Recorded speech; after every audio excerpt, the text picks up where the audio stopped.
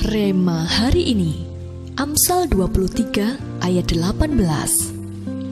Karena masa depan sungguh ada dan harapanmu tidak akan hilang.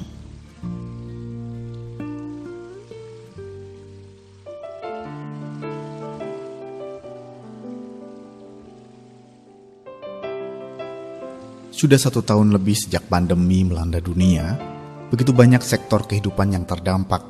Tidak sedikit pengusaha yang memutuskan untuk menutup usahanya karena tidak mampu lagi membayar biaya operasional. Banyak karyawan yang dirumahkan sehingga banyak keluarga kehilangan sumber penghasilan.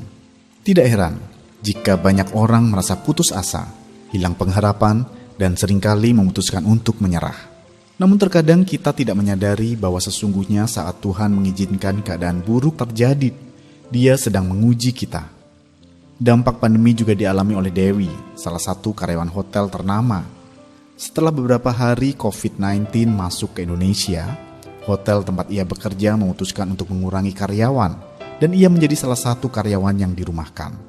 Sejak itu, Dewi lebih banyak menghabiskan waktu di kamar saja. Hingga suatu hari ia merasa bahwa hidupnya tersia-siakan jika ia terus seperti itu.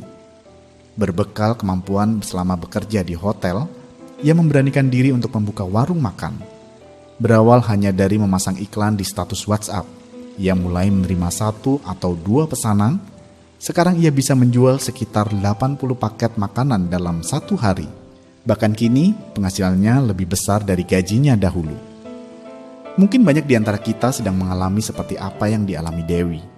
Dalam situasi tersebut, terkadang kita langsung hilang pengharapan dan merasa Tuhan tidak adil.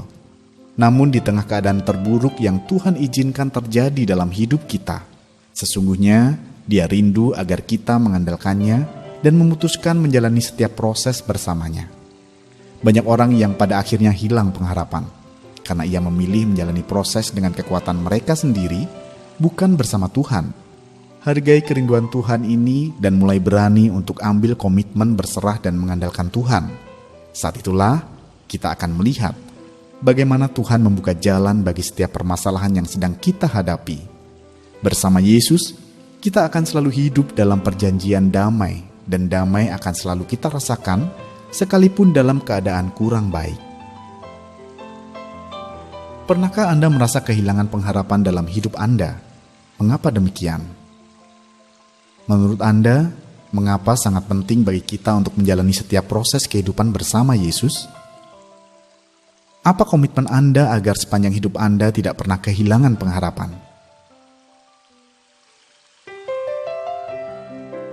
Tuhan Yesus, dalam setiap bagian perjalanan kehidupan kami mau menjalani prosesnya bersama-Mu.